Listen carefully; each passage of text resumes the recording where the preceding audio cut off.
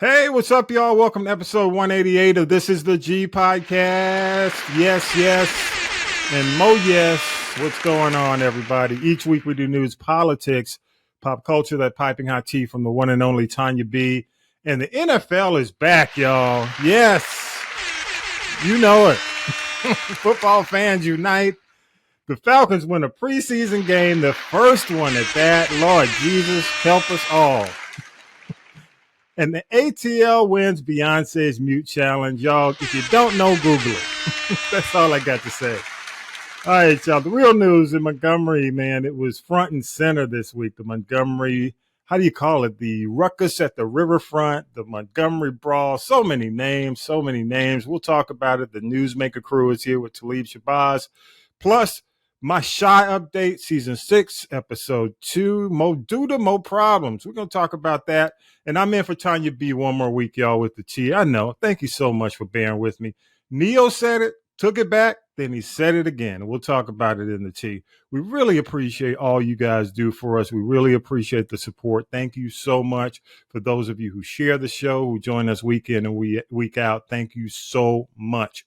All right, with that said, let's go ahead and do news with Syracuse Mike. Mike, what you got, man? News team, assemble! It's time for the Week in News with Syracuse Mike. Montgomery police have issued 4 arrest warrants after a massive fight at Montgomery's Riverfront. They say there's a possibility more will follow after the review of additional video. This investigation is ongoing and more charges are likely. We want to thank the public and the media for supplying the much-needed evidence and video surveillance. That's Montgomery Police Chief Daryl Albert. One person turned himself in. 2 others are expected to do the same. According to several media reports, all 3 are white and not from Montgomery. Police are also asking to speak with a black man in the video who was assaulting others with a chair. The brawl appeared to pit black people standing up for a black riverboat worker against a group of white people who began beating him for telling them to move their pontoon boat from a reserve space. Search and rescue efforts continue in Hawaii after devastating wildfires tore through Maui Island Tuesday.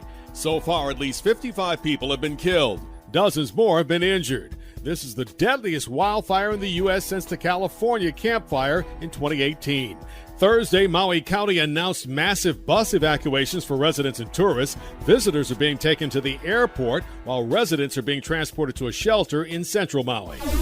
U.S. Attorney General Merrick Garland stunned Washington Friday when he announced the appointment of a special counsel to investigate Hunter Biden. This appointment confirms my commitment to provide Mr. Weiss all the resources he requests. It also reaffirms that Mr. Weiss has the authority he needs to conduct a thorough investigation and to continue to take the steps he deems appropriate independently, based only on the facts and the law. Garland named David Weiss, the U.S. attorney in Delaware, who has been investigating the president's son's business dealings. It gives Weiss more power and is an indication the case could be heading to trial. The teenager who fatally stabbed O'Shea Sibley for dancing at a Brooklyn gas station will be prosecuted on hate crime charges as an adult. The New York Post identified the 17-year-old as Dmitry Popov. He was indicted Thursday. The teen allegedly stabbed Sibley, a black gay professional dancer, while he was voguing to a Beyonce song last month. Hey, what's up, Mike? Thank you so much for the headlines. The Newsmaker crew is here, episode 188. Y'all give it up for the one and only Talib Shabazz. Like I said, Talib Shabazz. Nah. No, just like Talib, the brain supreme, ripping off Raheem. But hey, y'all, the funny thing is, it may sound a little different and look a little different because Talib is actually in Montgomery today. So as we tape, you're talking about dedication. Hey, man, got to be a man. I had to go to the scene of the incident. Like that chairman motivation, You looking for the chairman? He might still be in jail. Oh, man, we're going to talk about it, though. The belated birthday boy is on assignment, but since the Falcons played Miami last night as we taped, he might still be in Miami. So shout out to the country commentator. Hope everything's going well. He's got some stuff he's handling. Hey, I appreciate you, man. Always. Vi's my bud, man. Long time. you know, my brother from another mother. So Talib, I'm gonna jump right into it, man. You know, we're doing the show, of course, every single week. Right. And when I finish the show every week, I send it out to friends and fam. You know that because you get the text. You know, so normally I get, hey, a thumbs up emoji, a smile, or nothing. You know, that's pretty much what I get. Last week, man, I sent the show out, and a cousin shoots me a text back with a picture of a white guy walking up to a black guy holding a hat in his hand. So, you know, I hadn't really gotten all the details after we taped. So I'm like, what is this? So I look into it and I'm saying, and along with his text, he's like, are y'all going to talk about this, man? So it's like, so, you know, so with that being said, we couldn't avoid talking about it, man. Cause I mean, it's funny. You're in Montgomery as we tape this, you know, I went to Troy. So, you know, Troy, Alabama is right below Montgomery. I spent a lot of time in Montgomery for school. You know, for the most part. So, you know, the Gump, as we affectionately called it back then, man, was like a stomping ground, you know. So here's the deal. And you know, I'll frame this and I'm just going to jump into it. Okay. On August 5th, of course, y'all know this. Everybody who's listened to the podcast knows this. You know, a brawl started. Black riverboat worker asked a group of white people to move their boat from a designated riverboat location on the dock. The white folks refused to move their boat, and instead they started taunting, cursing, you know, throwing up birds and, you know, all kind of probably N-words. And they did this for like 45 minutes. Okay. Yeah. So the riverboat work, they went on for so long, the guy in charge, so he had made up a song, like a protest song, you know, by the time they even took off to go to try to negotiate. Okay. So the assistant went over to try to negotiate from a smaller boat. He was attacked. That's when the hat went up, the bat signal. And, you know, they called for help. And a group of black folks then came from the riverboat and all around to his aid. And then a brawl ensued. You heard Mike's report as well. You know, folding chairs got planted on a few white women's heads and more. And the brawl was eventually broken up by police. And 4 people were actually arrested, all white. It looks like the guy, you call him what? Chairman of the board. He basically, you know, in custody, I guess, or, you know, but Talib, you know, what are your thoughts on this, man? Well, you know, like most things that we talk about on this show, we can look at it from a couple of different angles. You know, the fact that, you know, once again, we have these Karens, these male Karens out here trying to tell someone of authority what they're not going to do. You have somebody who, you know, was like, hey man, I'm not really caring what you guys are talking about. I got to do my job. Right. In the commission of him doing his job, you know, he gets assaulted. Yeah. So, you know, and then all hell breaks loose. You know what I mean? Yeah. The response for brothers is you don't usually see that kind of response, you know, from innocent bystanders when someone is in trouble. So I'd love to just say, yo, you know, great show of solidarity minus the chair. The chair, even though chairman of the board was, you know, 70 years old, you know, that takes it a little far. Now we got an assault charge, but to see that the mayor and the police chief of the city could recognize the situation for what it is, and you know, not arrest Aquaman, and arrest, you know, all of the other people who kind of joined in the melee afterwards, you know, shows that for once, you know, it seems like someone in authority gets it. And for that, I'm grateful, you know, because there could have been way more people catching charges over a situation like that. You know what I mean? So, but again, it just goes to show you that, you know, that the Orange Man has truly, truly incited people to have a never before sense of entitlement where not only am I spewing this stupidity in the house, I'm actually in public now trying to tell other people what to do and what they're going to do and what I'm not going to do. You know what I mean? So it's, it's just like, it's just more fuel to the fire. Like, people, we can do this when it's not about somebody getting beat up. We can do this with our power, like, we can do this with our power to ensure that the vote is better, to ensure that we're putting... Hey man, say that again. Say that one more time. Say it again for the people. Say it for the people in the back. One more time, go ahead. Yeah, but you understand, it's like, come on, y'all. The way that we reacted in terms of someone in physical violence and distress is the way that we should be responding in kind to whatever situation is going on with us. We are all one. And, and if there's nothing else that, Black people fill the gamut in terms of what they are, the things that they relate to. We are a people that is as complex as we are simple. Yeah. But, just the fact that, again, we rallied behind somebody shows that we have the gumption to do it. We just need the right scenarios so that people can understand this sense of motivation that they had that day and put it into activation in other places. Well, you stole my thunder because you just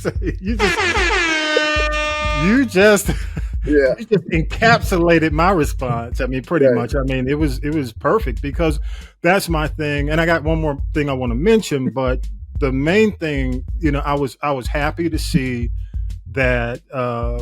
I hate to see any kind of violence, anything goes down like that, because you never know. Innocent people get hurt, crazy people get inspired to do dumb shit across the country. So you never know how it's going to be felt. Okay. Right. But I was glad to see it resolved and, and the words of the police chief in terms of, saying, hey, this is a peaceful city. We're a fun city. This is not the way we roll, blah, blah, blah. I thought the press conference was done well. I thought the mayor's post and a lot of the things he did in response were perfect. I mean, not perfect, but they were very good in terms of saying, look, we're going to bring people to justice. We're going to move forward, because the Black folks were waiting to see how many Black folks would go. That was the whole thing. It was like you could see the post rolling in like, hey, better not be no Black folks on that. I don't want to see no Black faces, mugshots. But my whole thing is exactly what you said, man. As I was looking at the euphoria, the creativity on social media, all the solidarity, I'm saying, oh my God, can you imagine if people got behind the candidates that matter, that can impact their communities with that same energy, man? Can you imagine? Because, Alabama, Mississippi, Louisiana have the lowest rates of voting in the country, the Southeast. Okay. And, it's disheartening because a lot of people, just like they're dealing with the thing in New Bern. We're talking about New Bern, Alabama, where, the guys, they've never had a Black mayor. Yeah. And it's amazing to me, given that Montgomery is a majority Black city, that this is the first Black mayor. You know what I'm saying? So it's amazing. So on that note, I say to you that I agree 100%, man, that I'm not throwing cold water on the whole scenario in terms of how it turned out. I just hope that they can find a way to carry that energy to the polls, man, so you can get rid of people like Tommy. When you got people like Tommy Tuberville still out here talking the kind of shit he's talking, it's like, okay, how can you have somebody like he is just as much in that boat with the people who were on that boat for the brawl. Tommy Tuberville was in that boat, not literally, but figuratively, he's in that boat. Yeah. Because it's the same people. That's what I'm saying. It's, you always see people saying, hey man, don't let this president get you touched. Yeah. You know what I mean? Like, don't let this president get you fucked up out here. And, just like that picture, the one what's this? I forgot the saying. They found out. I forgot the saying. I'm not gonna. Y'all already know. Y'all, I mean, on the podcast, y'all know what the saying is. You found out. Yeah, go ahead, man. The right way. Yeah, that's all, man. That's all. But I will say this: we've had two scenarios happen in the last 30 days that have shown that we have the ability to do things, even when it's just my individual effort. Carly Russell. The way the black folks mobilized to make sure that this woman was found, and with this situation in Montgomery, to show people that, hey man, look, we're not even afraid to take the nucks, in terms of helping out our people. Come on, man, we don't have two better examples of how we can mobilize. Yeah, I agree. And I love the city. I mean, I love the state. I mean, honestly, I went to school there for 4 years, man. I have friends there, close friends, man. We still hang out. We still connect. And I'm here to tell you, it's a beautiful state, man. But there are problems. There are people there who are problematic, who need to go the way of the boat people. They need to go the same way of the, what do you call those boats? What's the name? I forgot the name. I can't even remember the type of boat it was. But, that same attitude is pervasive among people, and they need to go in that same direction. Okay.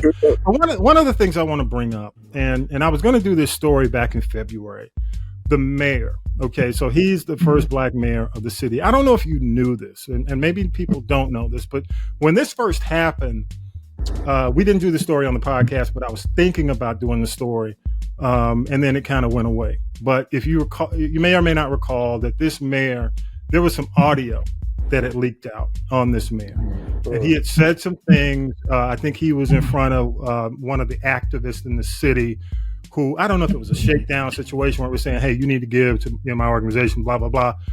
And it was about race. It was about investment in Montgomery.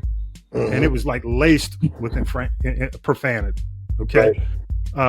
So this was, I think this is right after he became the black mayor. So for the sake of brevity, I'm just going to go ahead and reenact, if you don't mind, put on my thespian hat. And I'm going to reenact his statement. Okay. I'll tell you when the quote hits. Okay.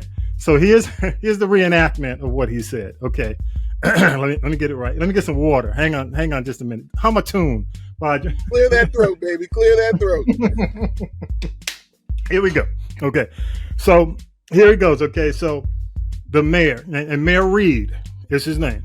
Okay. And a lot of, the government loves him. National folks love him.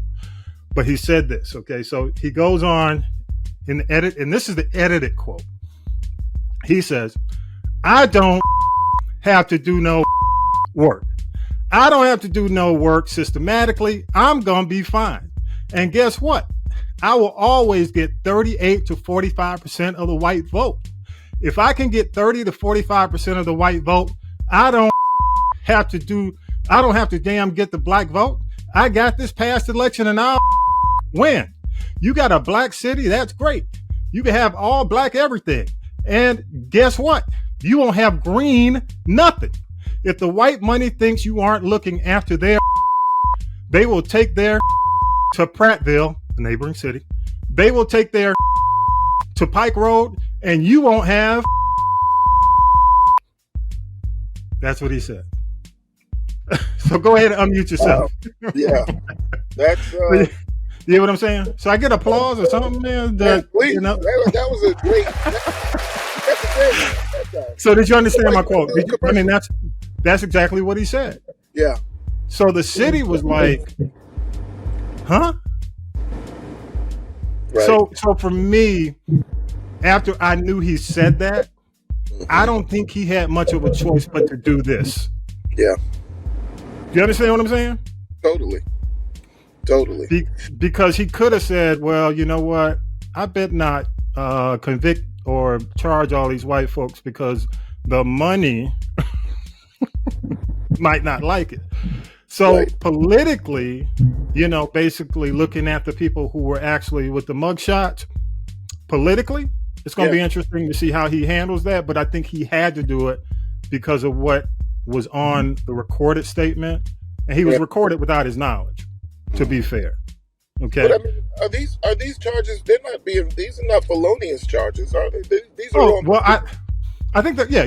They're all going to be misdemeanors for the most part. Now, the guy with the chairman of the board, we don't know. Right. But don't you think it's interesting now? If you didn't know that and you know it now, yeah. Do you think if he had done the opposite, how do you think it would have affected him politically? Real quick. Oh man, that could have been nails and coffins there. You know what I mean? Yes, because the world is watching. Yeah, exactly. Yeah, wow. Yeah. Okay. All right. Well, you know, I want to say, you know, y'all, we love your comments. I know that. Yeah. Damn, there were so many comments this week. I think it's going to just kind of blow over until the trial. So we'll get back to it when the trial hits. Okay. Yeah. Talib, you got one big thing for the week, man, and congratulations to your, you know, to your DNA going to Alabama, brother, and you. What are you doing? Sitting in the parking lot? Yes. Yeah. I had to get away from the missus for a second. You know. I hear you. I hear you. I applaud you for finding 5G that close. So good for you. Let me stop joking. Go ahead, man. What's your big takeaway for the week, man? Well, you know, the Guardian.com had an interview talking about how black rappers are aligning right. You know, citing the interview that Ice Cube had with Tucker Carlson and a lot of some of the rappers, and it was kind of talking about how rappers share some views in terms of the masculinity, you know, the anti-trans, blah, blah, blah, this, that, and the other. Yeah. And I just found this story to be, I guess I kind of summed up what I wanted to say about this about this article in the first part of our talk. Because the thing is yes, we have, just as diverse as the diaspora is of melanated peoples, you know, we've got that many opinions and ways of looking at life. You know, it's not just, you know, Malcolm X or Martin Luther King anymore. You know what I mean? In terms of how, you know, our peoples are divided. Our people are divided just like the peoples of this nation are divided. And to see that,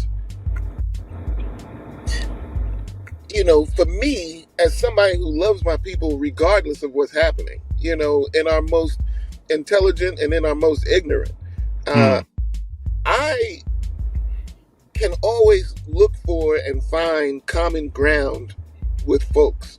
That's why I'm not afraid to, you know, like, you know, to drive around, you know, most communities that people deem as, you know, kind of seedy and that. I'm like, yo, really? I'm just looking for my people. You know what I mean? I think that, you know, we really need to wake up, though, when it comes to how we express our views these days. Yeah. Because there's a lot getting left on the table when it comes to people like a Tim Scott. You know, when it comes to, you know, all the black Republicans that are in office or running for office today. Yeah. So it's, you know, I don't know what it's going to take.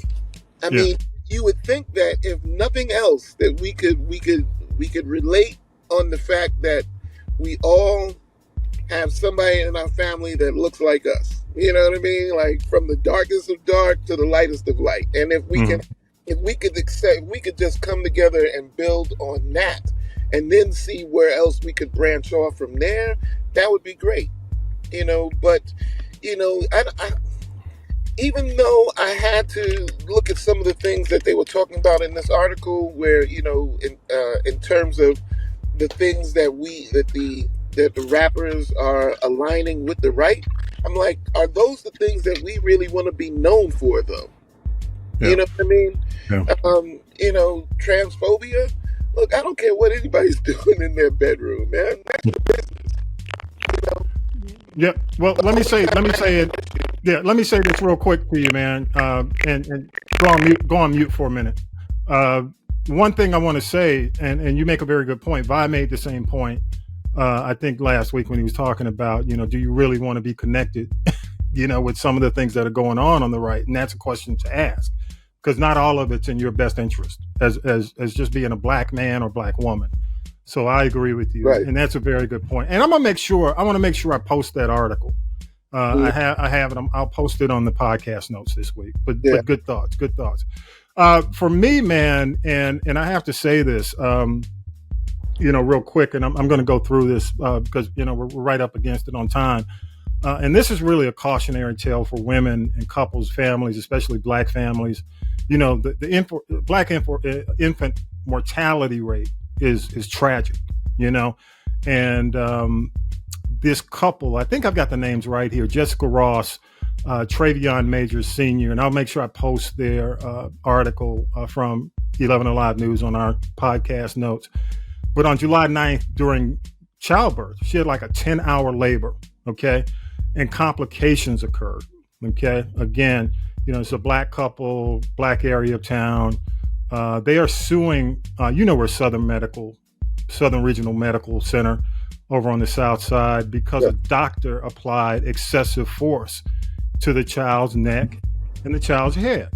And basically it caused a decapitation.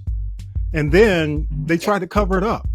And I mean, to the point where when they knew the baby had died, they handed the baby to the woman and they were holding the babies. I mean, I hate to be graphic. I'm sorry if you a little bit squeamish, you may want to mute or go through this, but holding the baby's head up to make it look as if nothing had happened, that the baby had died in the womb.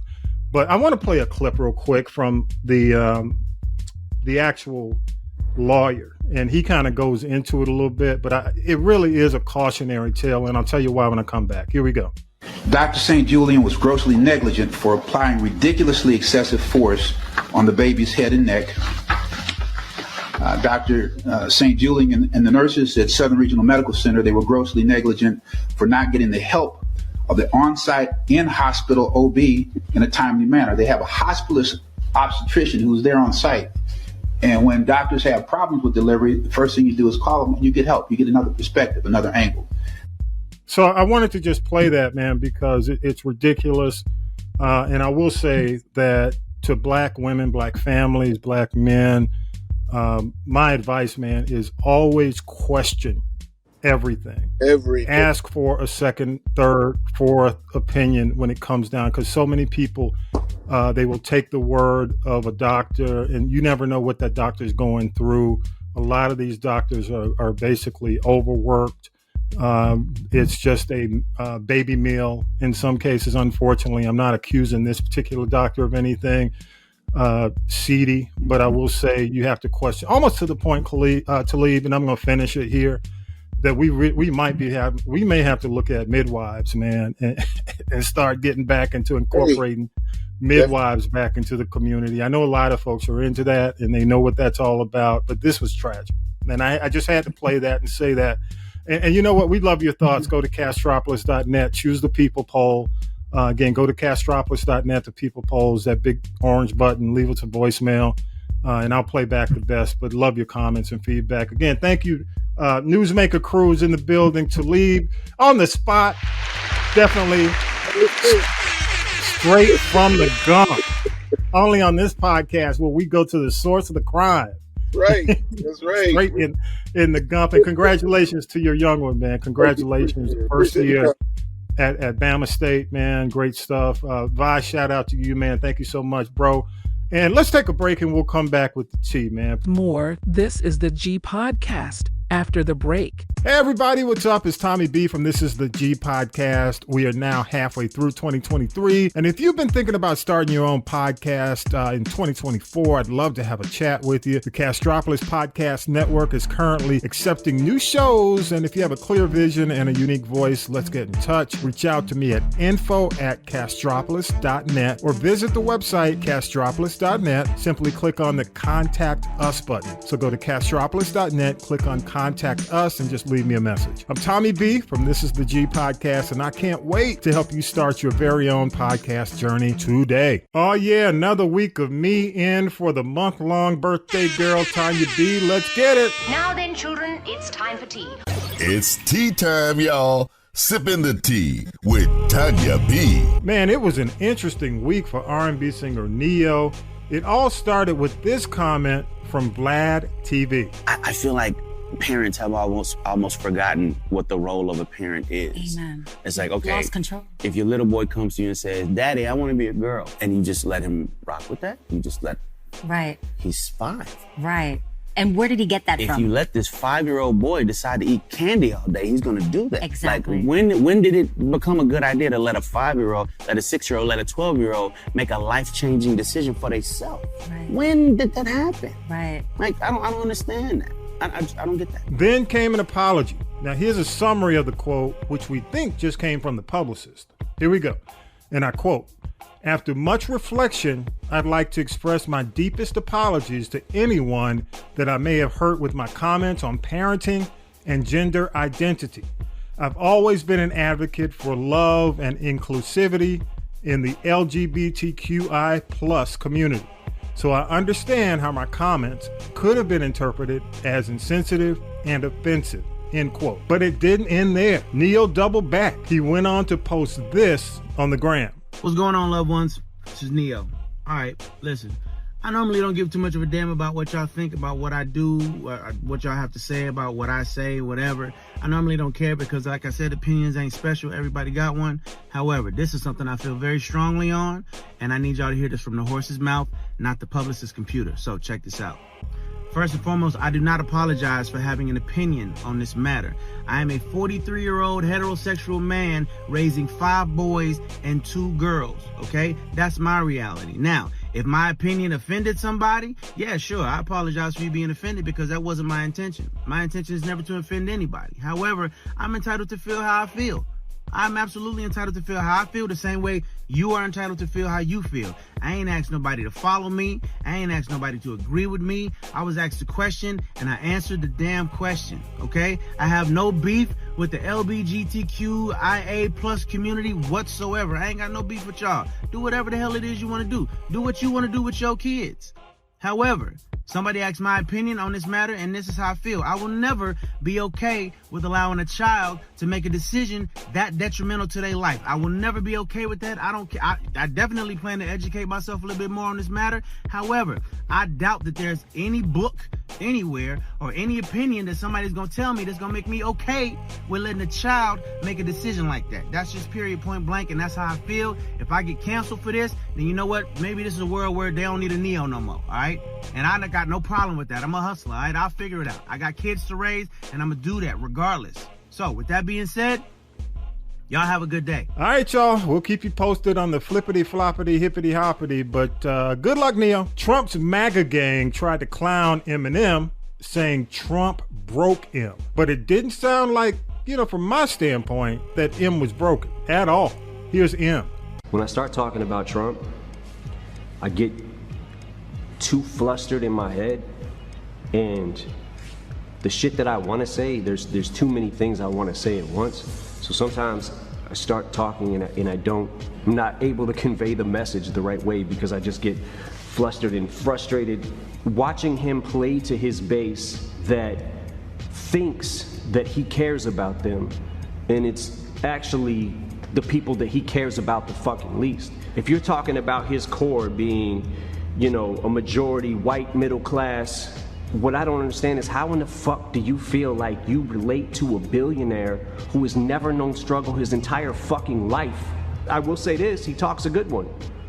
And if you're in his base, you're a core, let's say you're going to the rallies or whatever, you watch him on TV, you hear him talking this shit, there's part of me that understands like, all right, he's somehow still got them because he's brainwashing them into thinking that something great is gonna happen. Nothing's happening. Nothing is happening. Sounds to me like Eminem is calling y'all a broken MAGA cult. Great statement, Eminem. Man, in sad news, this week we lost a man who created an international line dance sensation from the early 2000s. More from Syracuse Mike. DJ Casper, the creator of the dance hit and popular wedding reception tune called Cha-Cha Slide, died Monday following a 7-year battle with cancer. Born and raised in Chicago as Willie Perry Jr., DJ Casper wrote the instructional line dance song in 1998 for his nephew's aerobics class. He was 58. Oh, damn, I can't leave. I almost forgot one last apology from Jamie Foxx. Here's Syracuse Mike. Actor Jamie Foxx has apologized after a social media post led to accusations of anti-Semitism. On Instagram, Foxx posted, "They killed this dude named Jesus. What do you think they'll do to you?" He eventually deleted the post after some users assumed the word they meant Jewish people, which connects to a well-known anti-Semitic trope. Foxx said, "I'm sorry, that was never my intent." He was talking about a fake friend. Several other posts pointed out that it's not unusual in the black community to hear someone say something similar to what Foxx said, but it generally refers to betrayal from a person meant to be one of your biggest supporters. All right, y'all, it's time to leave the world of celebrity apologies and explanations and such. Lynn Whitfield has made her first appearance on The Chi. Yes. Oh, yeah. Yeah. My Chi Season 6 Episode 2 recap is coming up next.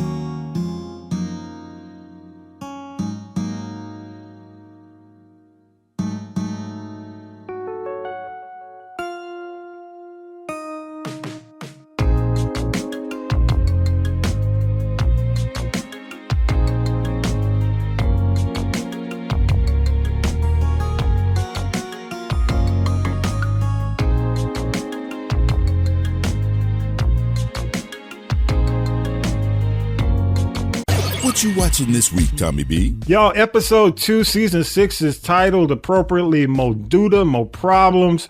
Spoilers ahead, y'all, so you might want to play this after you watch, all right? It's up to you. Emmett continues to wind himself inside Douda's web of deceit, y'all. I hate to watch this, and as he pursues yet another big leap with his girl Keisha, this time it's about a house on Chicago's west side. A house they probably can't afford, but Douda said, go on and get the house. So, you know, he's doing it with the promise yet of another, get this, Smokey's franchise on the west side. Shad is toiling in misery of unemployment as an ex-con and trying to open a new, what he calls a like a throwback shop. And it's tough for him. So, but he might be getting some help from his girl Deja to pursue his dream as what they call a vintage shop owner. So he's got all this vintage gear. He's trying to set himself up.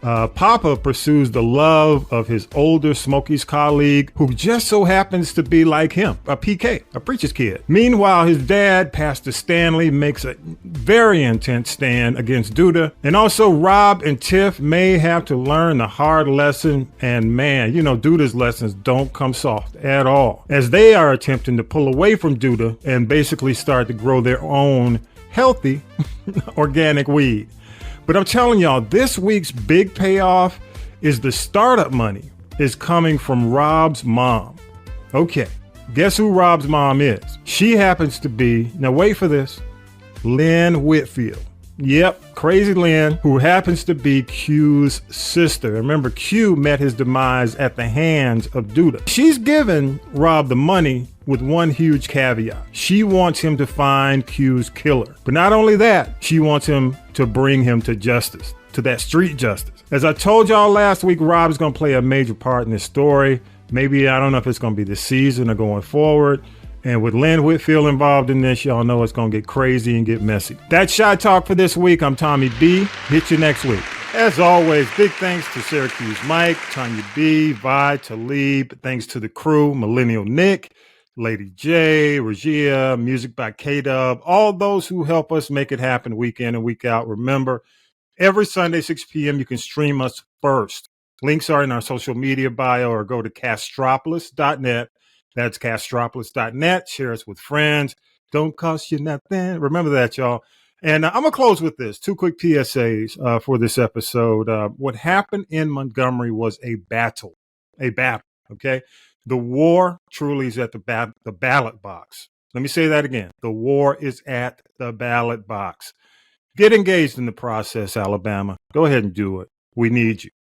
Prayers go out to our fellow Americans in Maui. Kudos to President Biden for the speedy response. Here's to a speedy recovery. Make sure your donations go to reputable sources should you decide to do so. And let me give you a website.